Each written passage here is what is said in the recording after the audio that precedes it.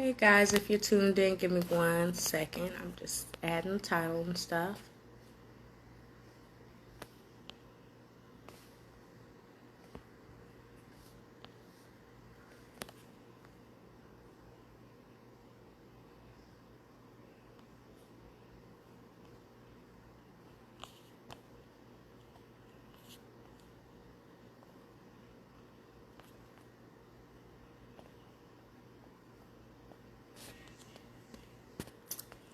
Okay.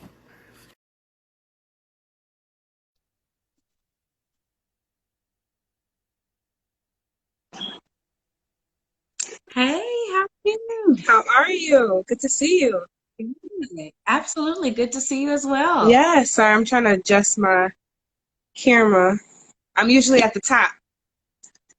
Yeah, I was like, okay, this is because normally it puts you on the top. Okay, No, no, no, now I'm you're going. fine. It's if like whoever creates the live is always at the top. I'm usually creating the live, so I'm trying to adjust my camera so it's not too low. Oh, If that was, okay. you're It's so good. You're good. Don't worry about me. okay, because I'm be looking down the entire time. Okay. Yes. Hey Raquel. So today we are going live with Ask Miss Cassandra. Yes. She is a relationship coach. Yes. So we're getting relationship 101, which we definitely need during quarantine because I know everybody is pretty much just trying to navigate relationships at this point. Yeah. Relationships with themselves, self-care, relationship with their spouse, kids being at home. So for you being a relationship coach, what has your response been, throughout COVID and quarantine? When you said my response, like, can you be a little more specific? Yeah, like you being a relationship coach, when you saw that COVID, we were all going to have to shelter in place, what did you think? Okay, so two parts, right? Because I'm an introvert, so I was happy as a Oh, little clam. oh, I really was because I like my space. But in terms of yeah, like relationships, I knew that it could either go very well or it could go anywhere to the extreme of abysmal. Most of the times, people who are in abusive or toxic relationships are more likely to have the relationships turn for the worse. Unfortunately, some people have passed away, have been abused to the point of where they were murdered or they were in domestic violence situations. But there are also people who have experienced, say, like emotional abuse, a lot of gaslighting because you guys are just in the same space for so long. That's the negative side effect. Some of the positive things, though, is that couples have been able to reconnect and reignite the passion and the love and the tenderness and so I don't like to always look at the negatives, but also sometimes like the positives help too. So exactly. yeah, When I saw it, I was like, this is going to be interesting yeah, because even just being in several different relationships simultaneously while sheltering in place, it's like, I've never been able to like see my husband do a meeting at work. Like, are right, you the circle back guy? Like, oh my God, yeah, let's circle back to this next Monday. I'm like, oh, yeah, and just to have lunch during the day. yeah, Or now I'm seeing how my child learns because I have to be engaged in their education now. I think there have been some points where it's like this was different, but it really brought that family, that homely aspect yes, back to it if you were, willing to put towards a little bit of effort because yeah, it definitely was a transition. absolutely. So for those who don't know what a relationship coach is, Cassandra, is that just for couples or what is that? Typical, to be honest with you, the T is relationship coach is about the relationship you have with yourself first. Oh, People okay. come to start relationship coaching because they want to talk about their partner, but oftentimes it becomes a you versus you conversation. And most people do not come to relationship coaches for that, but that's what happens. And I think that's when the real work begins, when people start to really do the inner work. Yeah. I absolutely agree. I was actually just talking to one of my friends, and instead of us focusing on what the other person did, Yeah. we were discussing what we could have done better in the situation. Yes. Because it's so easy to say, well, you did this to me, and you said this, and then you turned around and did this. And it's like, hey, simple as, so what did you do Yeah. to get where we are? She sounds like an expert, right? I Yes. had to get an expert. She knows her stuff, Yes. definitely, Yes. definitely. Yes. So that is one thing, like when dealing with relationships, sometimes it becomes a you versus you things. What are some techniques that you kind of teach people on how to navigate that kind of that So weird spot? the technique that I focus on in particular is about feminine and masculine energy. I learned about it because I was going through a divorce or a separation at the time. I didn't know we were going to have a divorce, but my ex-husband and I, we were together since we were 16. So we kind of raised each other in a sense because we had the typical New York parents. They were working, working, working, working. Our older siblings, they were minding their own business, had their own life going on. And so we leaned on each other for a lot of support. We pushed each other, encouraged each other, and we created basically like this codependent relationship that we didn't realize was occurring. Um, and so basically, as we grew older, I didn't realize then, but eventually it became clear that I was in a toxic relationship. Toxic meaning I couldn't be myself. I was walking on eggshells. I found myself doing things, making life convenient for him to avoid conflict. That's a toxic Mm, relationship. Everything is an argument. And so as a result, I think part of experiencing that also partly growing up Haitian and not feeling like I had a voice, feeling like I had to be a child and I can be seen but not heard. I ended up learning more about psychology and social work and so on and so forth. Even with all of that, all the skills that I learned about communication, active listening, and so on and so forth, I knew that I was in a relationship that wasn't healthy, but I hoped that the skills that I could learn would help. They didn't. mm, Traditional therapy didn't help. And it got to the point where it was just time to wrap this relationship up and say that it is complete and we can live the rest of our lives separate. And during our separation, I came across a video by Tony Robbins. And Tony Robbins said that when a woman feels threatened, she will become the man she needs in her life to protect herself. And I was like, say what? yes. Because I could start to sound like a man when I'm upset. I could start to, Yeah. I can I get really rough. Yeah. I could get there. You know what I'm saying? Wow. You could take me there, but when I get there, and I realized, oh my God, it's because I felt threatened. So I wasn't Wow. trying to I wasn't trying to challenge him, to emasculate him. I wasn't trying to, mess with him being a man. I was defending myself. I was feeling unsafe. I was not feeling secure. I was not feeling loved. And I thought to myself, Dag, like if we knew that then, maybe we could have approached our conflicts with a little bit more tenderness so that I could Yeah. get back into my feminine. And so with that, that's how I started I'm an avid researcher, so I started pulling every book and article and everything, YouTube videos everywhere to figure out what does all of this mean. And so, like I said, usually couples will come to me because they want to talk about feminine and masculine energy in their relationship. But I Mm-hmm. support them around discovering feminine and masculine energy within themselves. Wow. Wow. And I've never really heard it broken down like that, even when I've taken therapy before. I'm an advocate of everyone getting therapy, especially people of color. I used to laugh. My husband used to say, if you were president, what would you do? And I said, I would make everybody have to take therapy. By law, you have to take therapy. You have to Yes. take therapy. And I still had never learned tools like that, which makes sense because it was like I was always so rough when I was angry. Like Yeah. I'm punching stuff Oh yeah. and it's like, dude, you're 4'11". Like you need to calm down.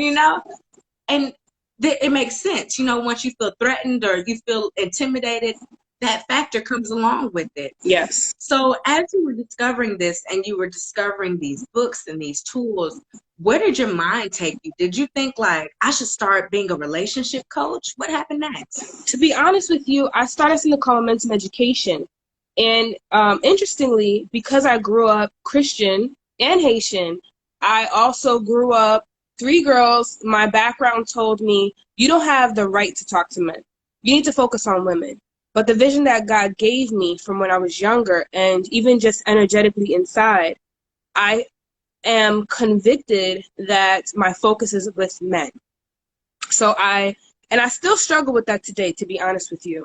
It's not something that like, it's hard to erase years and years and years of a recording in your mind that tells you you're not the right person for this charge.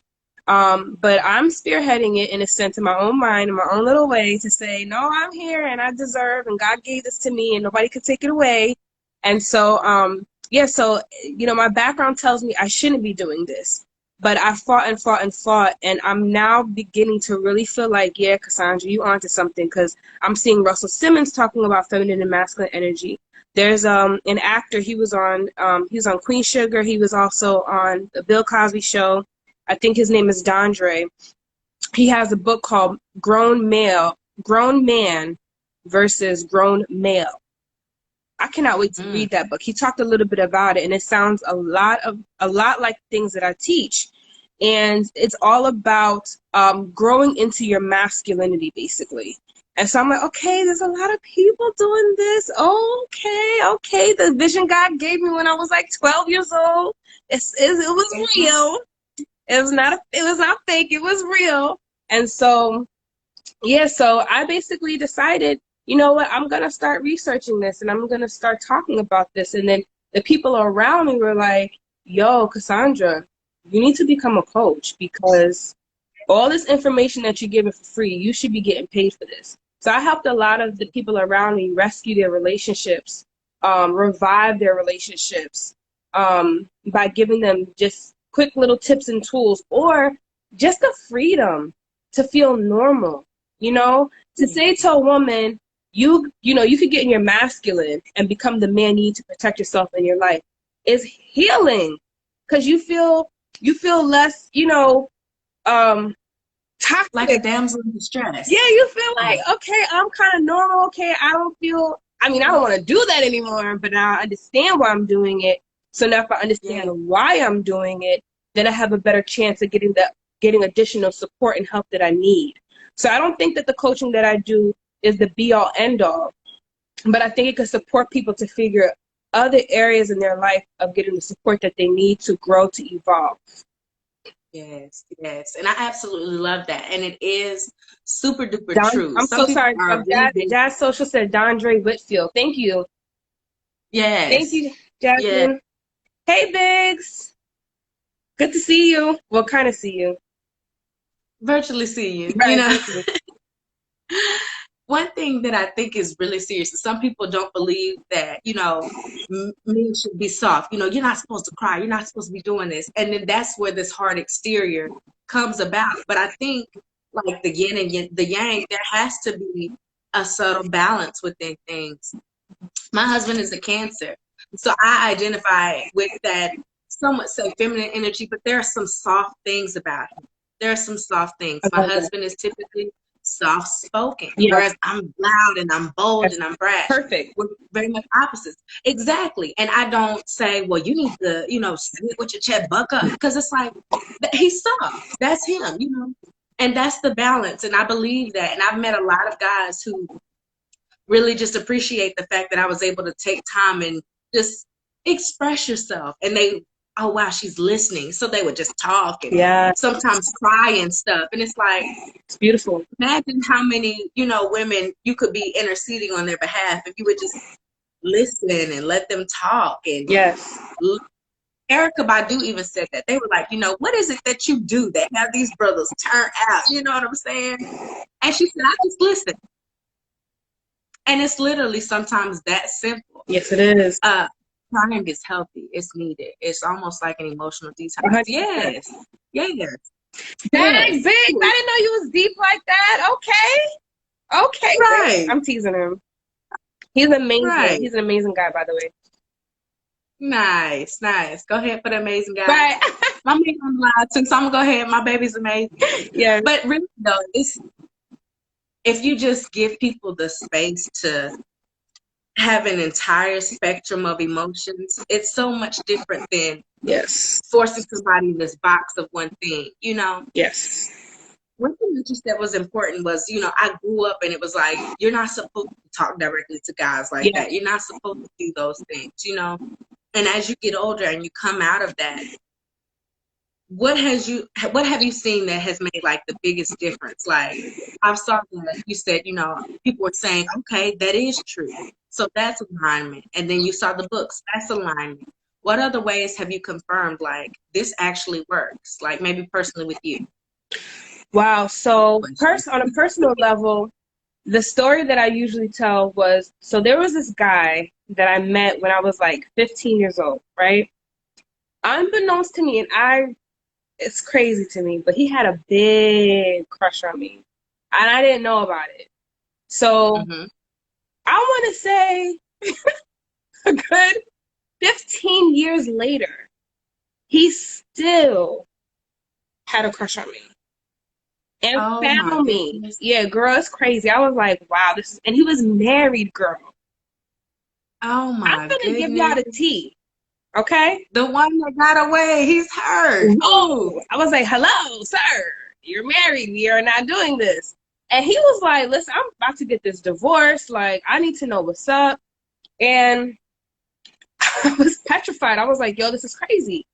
And I remember feeling so petrified and so hurt that I was always in my masculine before I knew I was in my masculine. But I was just extremely guarded. And we would actually bump heads, right? So we would never argue, but there was tension because I just didn't trust him. You know what I'm saying? I didn't trust him. I didn't hear him. Everything that he said, I was listening for like infidelity, right? Because I'm like, hold on a second. You're still legally married. I don't want to hear it. I don't want to get caught up in no mess. Started learning about feminine and masculine energy, and in particular, feminine energy. And so I started to just try it out. So there are some things to be specific. There's techniques like leaning back, and to be in your feminine. So to be in your feminine energy, you want to flow, right? Feminine energy is flowing. She's in tune with her emotions. She's passionate. She's soft. She's engaging. She's mysterious. You know what I'm saying? But she's open. And it's like, it keeps these guys feeling like, Dad, what is it about this woman, right? So I was like, okay, I could try it out. I'll see what's up. And what it will elicit in men is the desire to protect and to provide. That's what feminine energy will do. And has nothing to do with getting a kitty, has nothing to do with trapping her, because whether the man is straight, married, uninterested in you, or single, uninterested in you, interested in you, or even gay, he will immediately get into his masculine energy, right? What that looks like is I've had gay men run in front of me to open doors. I've had gay men pay for my food, providing. I've had gay men, make sure that I am. Oh, she said. Someone said, "Love the swing when you describe." Oh, yes, yes. I've had gay men like, make sure that I'm protected, I'm safe, defend me. If somebody said something about me, I've had gay men tell me, "You're making me question my sexuality right now. Like I'm confused." I tried more than one time. Okay. So wow. that's what it elicits. It's a drawing. It draws you in. So I said, let me try this on him. This is before, like I said, I wasn't operating this at all. So I didn't get the doors being open. I didn't have people really trying to do too much for me and things like that. I was so guarded. So I said, I'm going to drop my guards. I'm going to lean back. I'm going to be mysterious. I'm going to be open. I'm going to flow in my emotions. I'm going to express myself with my feelings versus thinking. Sometimes when people are, someone said, Sandra, fine though. Thank you. That's why they said that's good to see you. Thank you, Tracy. So, yeah, so I'm like, now I'm blushing and stuttering. So, thank you for that. Yeah, so, you're flowing, you're in your emotions, and sometimes people use feelings to describe what they're thinking. So, versus saying like, I feel hurt, or they say like, I feel like when you say, Now you're kind of like in your head. So I had to learn to be in my heart. So this guy that we would have these fiery conversations to the point of like blocking and then unblocking, to the point of like sometimes even cursing or don't talk to me no more or F you or whatever. It got to that point. I think we took about maybe like 4 months of a break, and then he came back around, and that's when I was ready to use the feminine energy. This man was picking me up, driving me wherever, always trying to find out what I needed, what can I do for you. He wasn't challenging me. He wasn't, shucks. If I felt like I trusted him and I wanted him in my house to fix something, he'd have fixed everything. But I didn't trust him Mhm. like that. But I also didn't make him feel like I didn't trust him. The old version of me, the masculine energy, Cassandra, was like, I'm gonna let this Negro know you're never getting anything. You can never do nothing for me. I got my own stuff. I got my own money. I don't need you Exactly.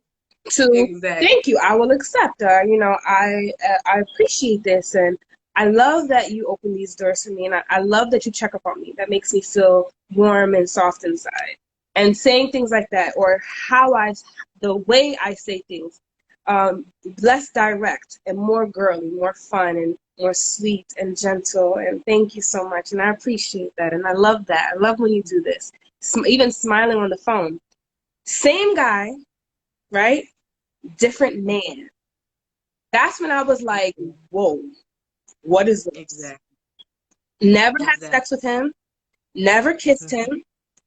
Mhm. He didn't even talk about sex after a while. He was just trying to court me.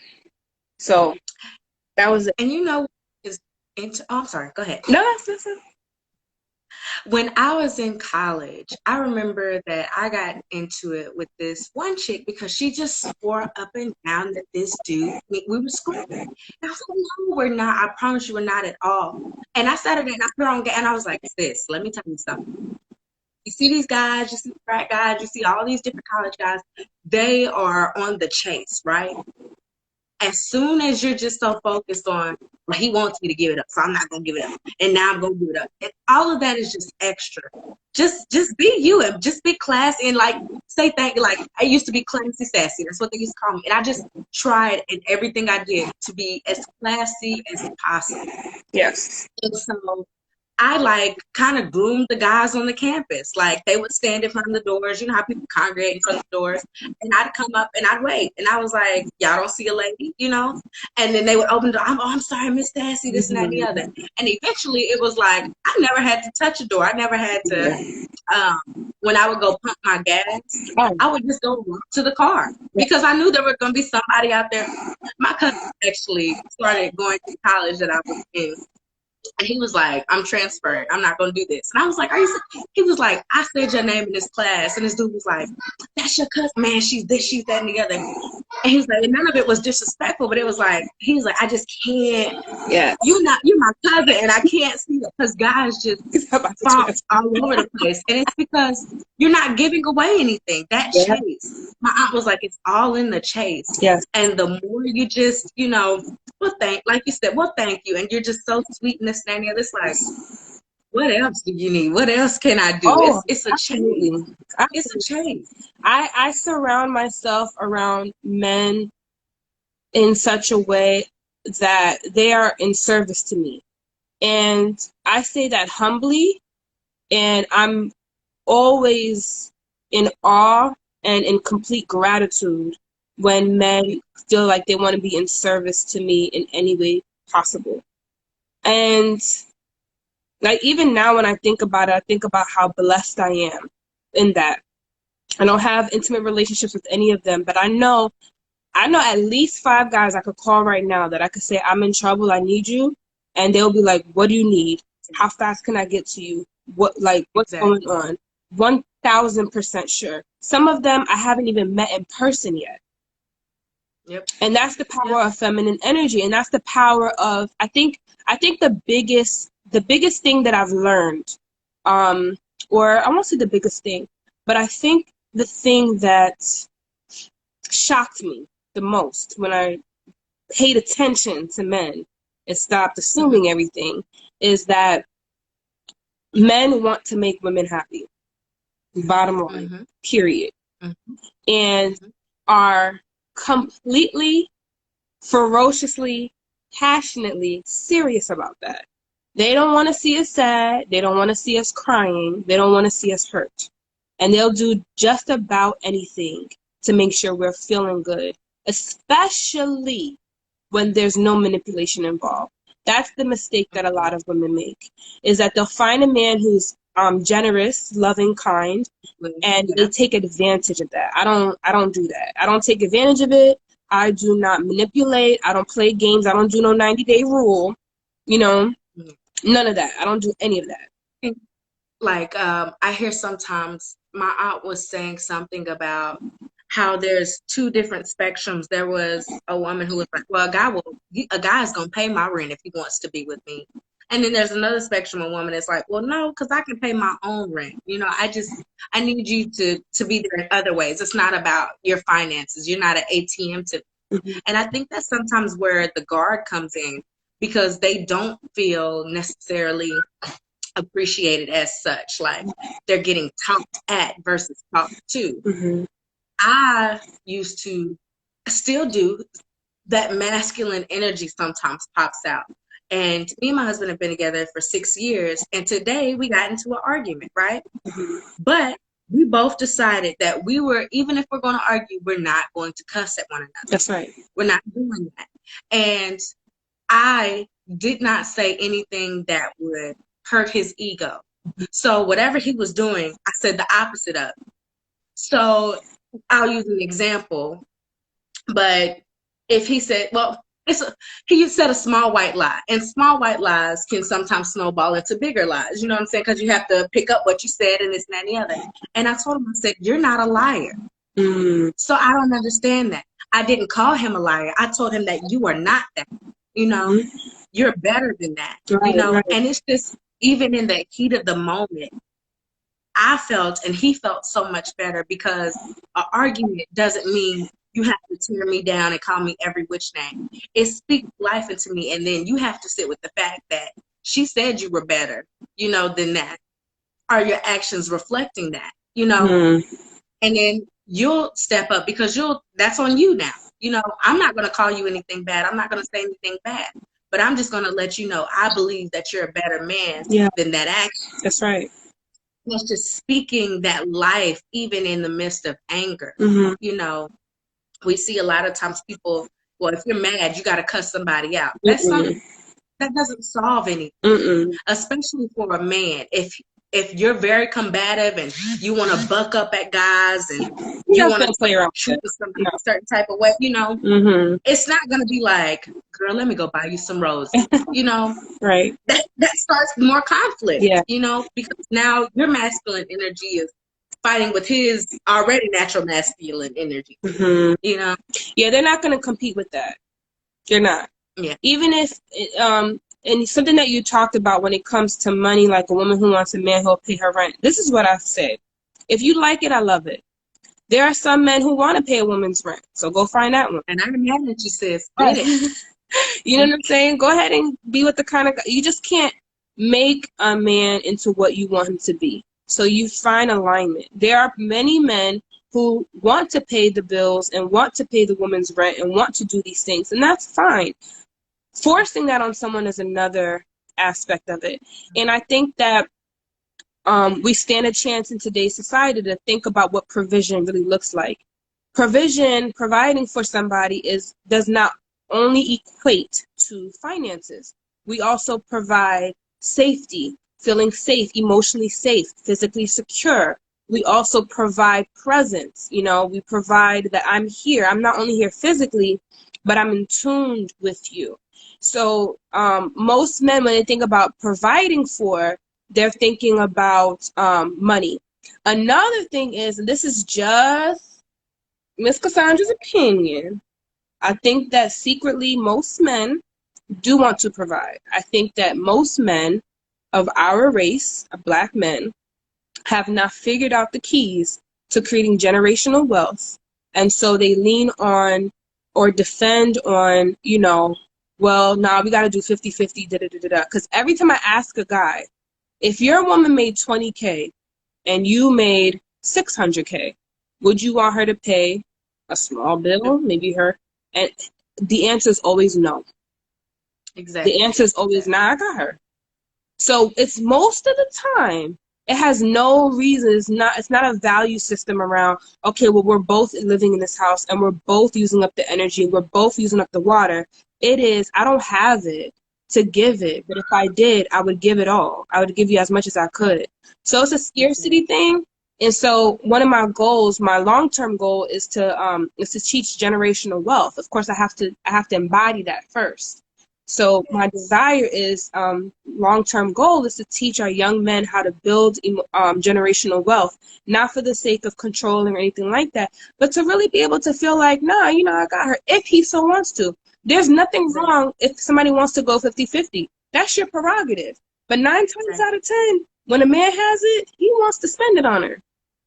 Exactly, exactly. And I truly agree with that. And I think that, like you said, sometimes those keys aren't all the way there. The great thing that I like to experience when I was in college, I was really grooming these guys because I don't have to sleep with you for you to respect me. Mhm. So I can teach you about other things now because it's not clouded with all the extra stuff, Right. right? So I can teach you, hey, this is, if you're setting a plate, this is how we're going to set it. You know what I'm saying? If I cooked, you know, help out wash dishes. And it's just as a homegirl thing, but being around and being a homegirl that you had to respect me and you had to open doors and things like that to hang around me. It's like, man, when I saw them starting to date these phenomenal young women, they were doing it. And I mean, they were on it. Things that the other young lady who may not have had the esteem to even know that she wanted was like, damn, and yeah, he even did this and that and the other. And for some people, you think, well, that's just, baby, that's foundational, you know. But for some people who don't know, Hmm. it's like you helped groom, that right there. So I definitely agree with what you're saying that guys really want to do it. Sometimes they just don't have Yes, the they do. keys and the knowledge of how, Yes, they do. you know?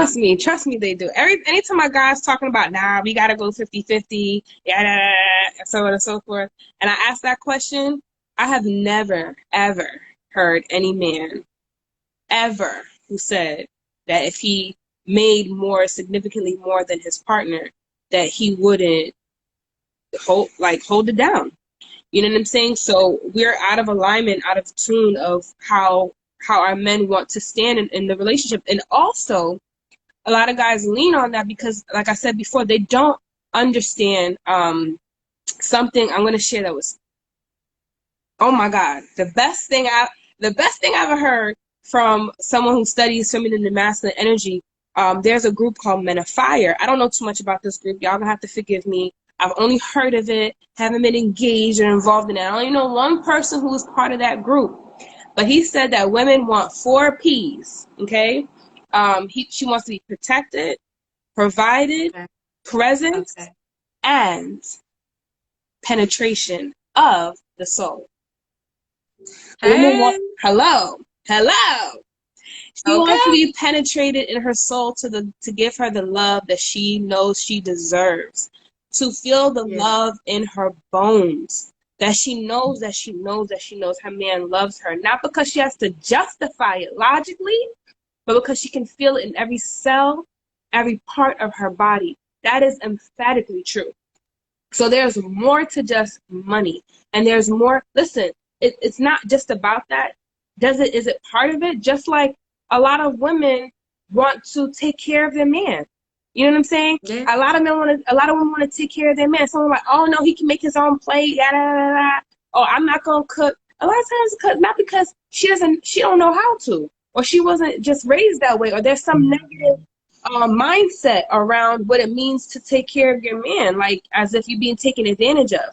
We have to Yeah. unlearn these things, and we have to not just make women like, I'm not a chef, you know what I'm saying, and I'm not a maid. I'm happy to clean and to cook, but don't expect that from me. And I think that's what we're doing to men. Exactly. We're expecting them to pay and do all these things, and it's like that's not expectations. There's two things that don't work in a relationship. One is expectations, and the second one is judgment. Judgment and Yeah. love cannot live in the same house. It can't. In fact, there are studies that have been done have analyzed the brain, and they looked at couples who would look at different pictures of each other, and they would scan the brain. And then they kept on, like, they followed these couples over I think 5 years. The couples who divorced, separated, didn't last by the fifth year were the ones who had parts of their brains light up in the judgment zone area of the brain. Wow. When you judge your partner, and judgment means not saying, like, basically what it looks like is you're judging their friends, you're judging their actions. You always have an opinion about what they should and shouldn't do. This is right, this is the wrong way. Your relationship is not going to last. Your relationship is going to crumble. These are things that it doesn't work in a relationship. It's never going to work. Expectations is the same way. Know that even though your partner said yes and I do, your partner owes you nothing in the grand scheme of things. When you have that mindset, you owe me nothing, what happens is you get everything. And you're grateful for everything. Exactly. And gratefulness is the seed for more. Exactly. I started this technique. We moved to a new house, and the house is larger. So we went from having like one trash can in a central location. Praise God. We expect now we need 3-4 trash cans. You know, we have 2 kids and stuff now. Yes.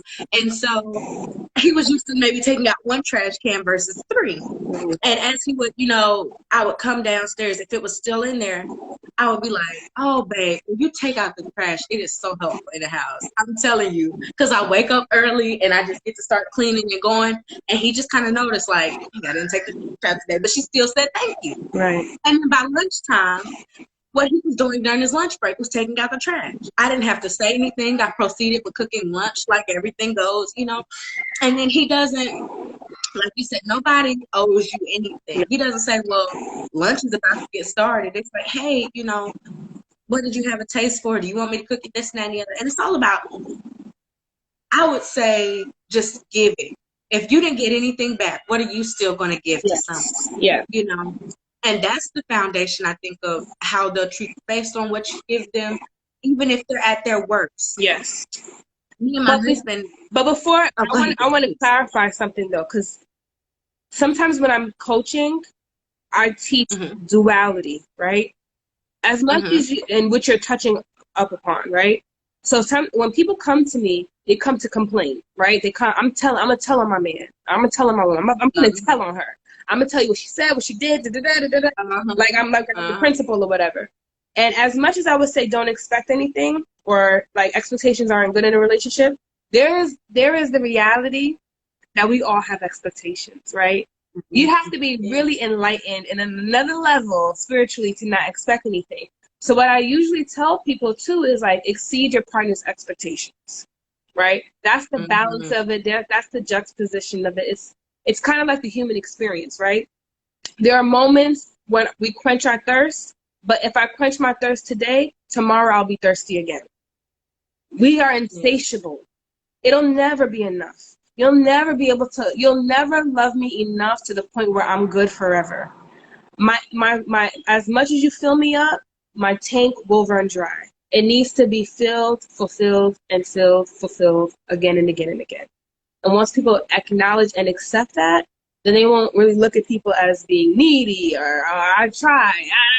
Listen, honey, I'm thirsty I'm gonna be thirsty tomorrow. It's a guarantee. You know what I mean? It's kind of like a car almost. Yes. Like I can hold you down and drive, but I need some maintenance. I need some oil. I need a tire change. Yes. If you could go ahead and run me through the car wash a few times with maybe just once every 3 months. You know what I'm saying? Buff me up. Scrub me down. I still need gas too, like on top of everything else. Right. Yes. And I think that's the thing, just pouring into your person to make them better, because it's a super special and delicate spot when you have someone who trusts you and you say, okay, we're going to be in a relationship. We're going to take it to that next level. And it doesn't even have to, we say relationship, but it can also be friendship. When it comes to serving each other as a friend, you still have to pour into your friends.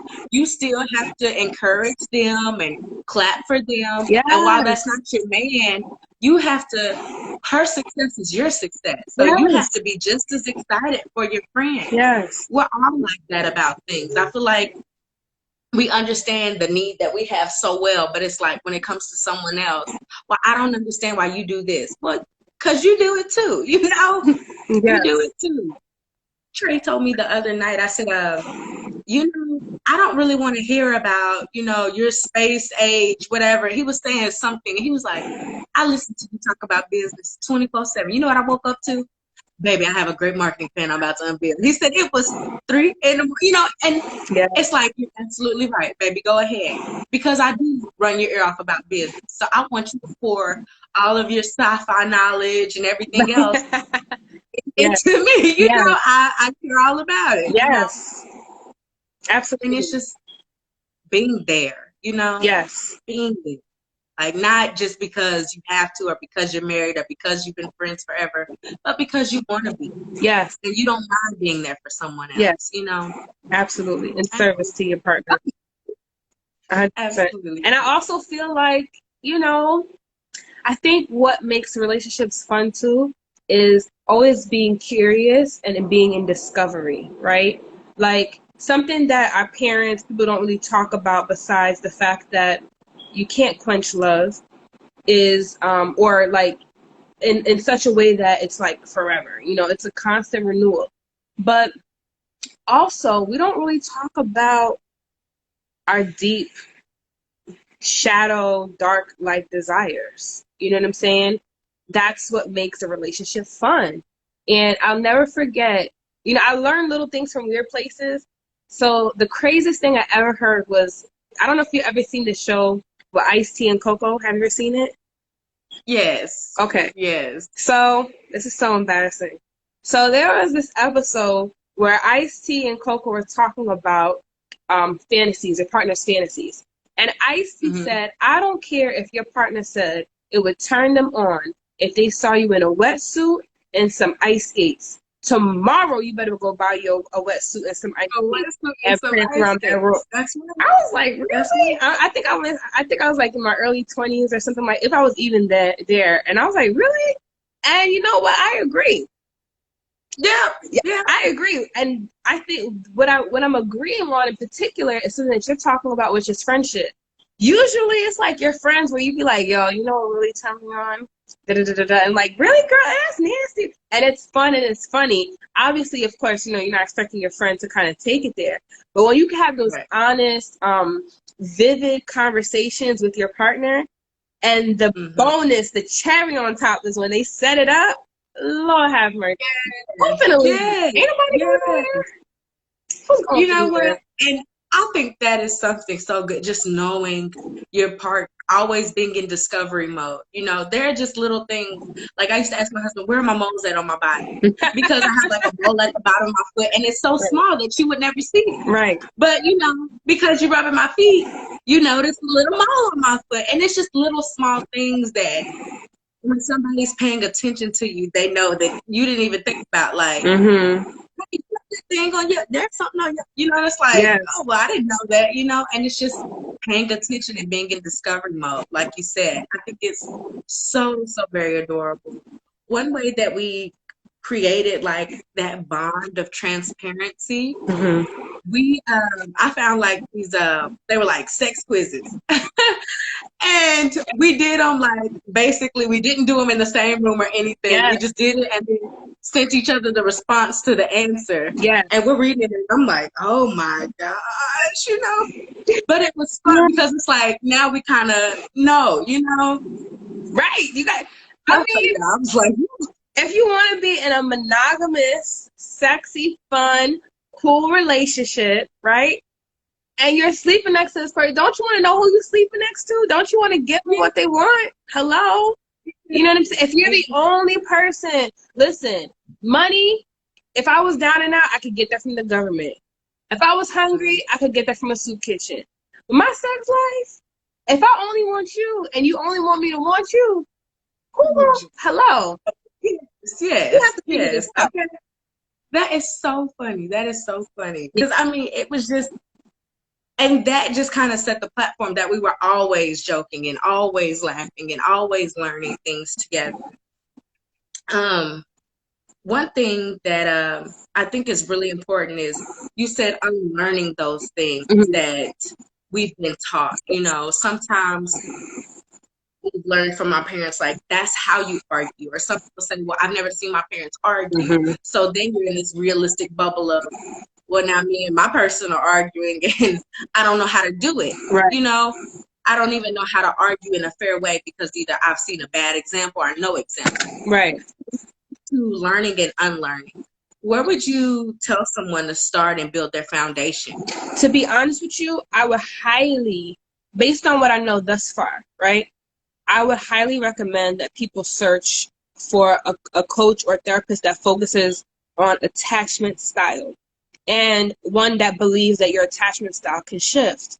It's no secret that a lot of what we do, we're playing out what we've learned as children. And your attachment style leaves clues as to how you were treated as a baby around your caretaker. So, did you feel or fear abandonment? Did you not know how to expect what you were going to get, what kind of parent you were going to get? Were they one moment going to be protective? Were they one moment going to be unavailable? Were they loving? Were they secure? So you need to know whether you have a secure attachment, an avoidant attachment, a dismissive attachment. You got to know what's going on because your attachment styles is going to help you figure out a very important integral step. This is what happens typically. Typically, people go to therapy, right? Because they recognize that something is going on in the relationship. And it works. Maybe a month, maybe two. And then they regress. And then they go Mm, to another therapist. And the same thing happens over and over again. And by the time they're like in year 7, 10, 20, they're like, we done did therapy already. It's not going to work this time. The reason why it's not sticking a lot of times is because you have an insecure attachment style. So you might be dismissive or avoidant. So it's kind of like the bottom of your jar not having a bottom, right? So you're pouring and mm, pouring into it, but it never fills up. So your attachment style will help you to become more secure so that when you receive additional tools, you'll be able to utilize them and keep them. And the other thing that I would have people keep in mind is that the way I spiritually see people is like a glass of water with sediment at the bottom, like dirt or whatever. It's at the bottom. So when you meet people, they show you their social self. So you're looking at the glass, it looks clear, it look good. Then you start to pour yeah, bits of yourself in it, and what happens? The sediment starts to come up. You know what I'm saying? You start to see, like this look cloudy. I can't, hold up, I can't even yeah. see through this thing. Like, who is this? Murky, murky. Hmm. So you're like, I gotta get out of this thing. And Right. you're not being poured into enough so that all of the sediment can come out. So that the whatever's left in there is clear. And it's not just the person's responsibility, but your partner, you want your partner to be your mirror, right? Just like how you said, you asked your partner, well, where are the moles at in my, on my body? Also, like, we all have a toxic nature. I have been, emotionally abusive in terms of like shutting down. You know what I mean? So that I'm teaching my partner, hey, if you don't say or do some of the right things, I'm just gonna I'm gonna clam up, I'm gonna close up. And I don't mean to do that, but I gotta, which is why I'm in therapy, which is why I do my own work so that I'm cognizant of what's going on inside of me. But I wouldn't know that I do that if I didn't have a partner and he wasn't my mirror and he didn't say and he didn't point out to me like, yo, when you're mad, you shut down. Yes. And you know one thing that is so, so special, like we hey, we started this conversation and I didn't even know it would be so much of I don't know. I just know when I get out the car, I don't have to hug my baby a little tighter and tell her how much I love. Because it's like, there are things that everyone has that makes them toxic or not good. Of course. And I think that's where grace comes in. Yeah. When you're so focused on saying, well, you do this wrong and you do this wrong, Yeah. you don't ever take the time to say, well, let me tell you about what you do. And when you give each other that grace, you're able to grow. Yes. I told my friend, I said, I'm almost like married to a different guy every year. And she was like, what? I said, he changes. I said, we change. Every year, I expect us to develop. every year something happens. We may have a new baby. We may Ooh, move. child. So I'm flexible to know I'm with you regardless of if it's good or if it's bad, Yes, yeah. because I know we have the tools to make it good if it's not good, and if it's good, we'll make it greater. You know, but just being gentle enough to love each other through changes. I think sometimes we're just not tolerant of each other anymore. Somebody says something, you like, oh, I got something for you right here. Right. So in a relationship, as you're navigating it and you're learning how to be more aware of yourself, what would you say is, how do I say this? What would you say would be like the foundation? Not necessarily if you're looking for a therapist, but let's say me and my husband use him as, we're living together, we have children. How do we start building an even better relationship if things are great? Which they are. Yes. Well, it depends. It depends on what it is that you want to work on. So for a relationship that's healthy, right? You can decide, because sometimes there are things so not your relationship, right? Because I ain't trying to stir no pot now. Okay, got But you, this is got just you. a general, right? Sometimes So I have to relationships that are seemingly healthy and happy is because they avoid certain topics. And sometimes that's the right mm, thing to do, right? Because it's unsolvable. You're never going to agree on it. You just leave it alone. And it's fine, right? But sometimes there are things that matter, but people shove them down to pretend that it doesn't matter. Whatever that topic is, if it matters that much to you, then I would say now is the time to think about, okay, our relationship is healthy, but what is the thing that I'm not being honest about? Where is the place, where is the area in my relationship that I am playing pretend? That I'm a mm, child in this area? Is our finances, are we not being honest? Are we playing pretend around our finances? Am I playing pretend around our family dynamic? Am I playing pretend that I'm in this job that I really don't like? Because your partner can then support you around getting you to the next level where you want to be. So it's hard to say what a healthy couple can necessarily do, because then you wash, you rinse, you wash, you repeat. You know what I'm saying? You just continue to do what you guys got going on. And it sounds to me like you guys are understanding the ebb and the flow to a relationship. Your relationship, it grows and it dies, right? For people who want to get back into their relationship, I always tell them, whatever relationship that y'all had is dead and it's gone. And it's never coming back. When you were married and y'all have kids, oh, that marriage is done. Y'all have a new yep, marriage because now you a have whole new parents. And when you have child number two, that relationship that y'all had with child number one is gone. You are in a new yep, marriage. And when you have that mindset, it makes it so much easier to transition to every single level that you guys come into. And so you kind of almost have to wait for that next level. What's that next piece? And then you get right into action. Is this something that we feel we could figure out together on our own, or do we want to ask for some support? exactly, and that's dope. Like the way you said it, just like that relationship is gone. It's bye. Because he told me, he was like, do you remember when we started dating and you told me, and this is no joke, I was like, I break dudes' hearts. You're not going to come around here trying to think you're going to hurt me because I have you out here in love looking crazy. Like, and I was like, who would say some Right? Are crazy you mess crazy? like that to their future husband? Like, really? And he remembered that. And he was laughing about it. And I said, please don't bring that up. She's dead. I don't even know her anymore. But it's just like having grace, like, because I wasn't that person 6 months ago. That's right. It's like, one thing that people forget is all it takes is 24 hours or one thing or one moment for somebody to say, I'm going to change. Mm-hmm. I'm for real right now. I'm going to change. And I may be naive, but I'm one of those people who still believe everybody has that opportunity to say they want to turn over a new leaf. Mm-hmm.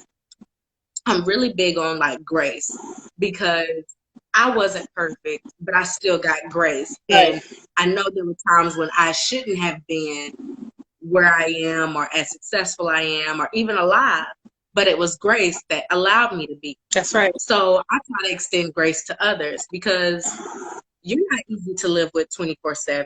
Or even if you're dating, you're not all the time easy to court. You know, you're very particular, Miss. I want sushi on Saturdays. Like, we can have anything else, you know? But Hmm. it's just when you rock with somebody, you just, like you said, you have to flow with them, Oh, you know? yes, absolutely. So we have about 5 minutes left. This is like one of the fastest lives that I've Yeah. ever done. It's swimmingly well. Good. Okay. So there were a few questions I asked, like a Q&A. What would you ask a relationship coach? Mhm. Um, and you kind of hit them through all of the different talks. So you guys, you can reach out to her directly if you have more questions. Ask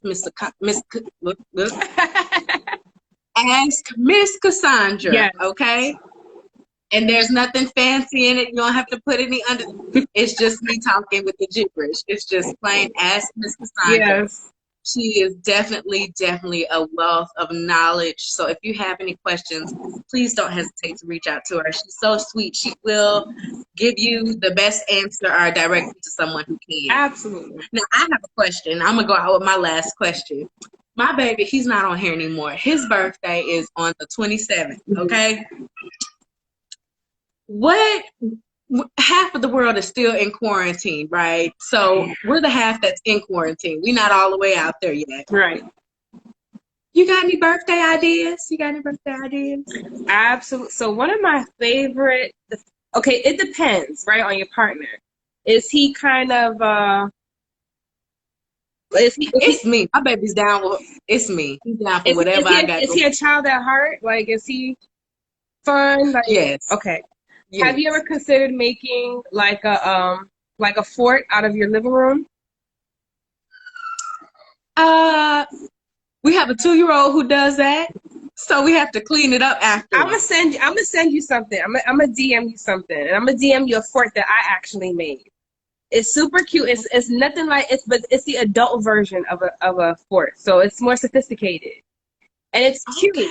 You can watch your movies in there, talk in there, have your own little space, your own little nook, and it's whimsical and fun and funny because it brings out the child in each other and the excitement, and it's dorky and geeky, but it's for grown. It's sophisticated. It's cute inside of there.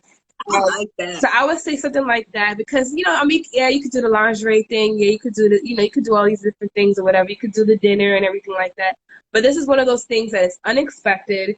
It's like, really, you put all this effort and all this work into this, but this is super cute, Yes. and y'all are in there, y'all laughing and giggling and everything, and it's fun. So I'll show you a video Okay. Yes, because just I for need you. ideas. Let me be clear, just for Yes. you. Okay.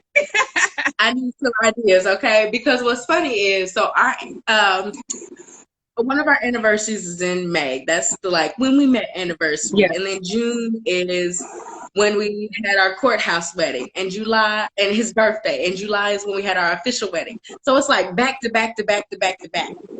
And everyone's joking because I have a 2-year-old and a 4-month-old. So the joke is like, will you make it through this season without another baby? You know, No. trying to be like, yes, yes, yes. We're not gonna act so good right now. Somebody said with a So good. sci-fi movie. I agree. Yes, have the movie, the music, the popcorn, the food, all that. Have Yes, fun, yes, all that. yes. We might sleep. We don't have any kids. We might sleep. That may be a good birthday gift. Like, Hello. you want to But it sleep? looks like we're about to run out of Okay, time. sleep. I don't want us to get cut off. Yeah, we are. Yes. Thank you so much. Yes. Okay, guys. Do you Thank have you for anything you want to having me. leave them with? Awesome. Perfect. Thank you so much for being here.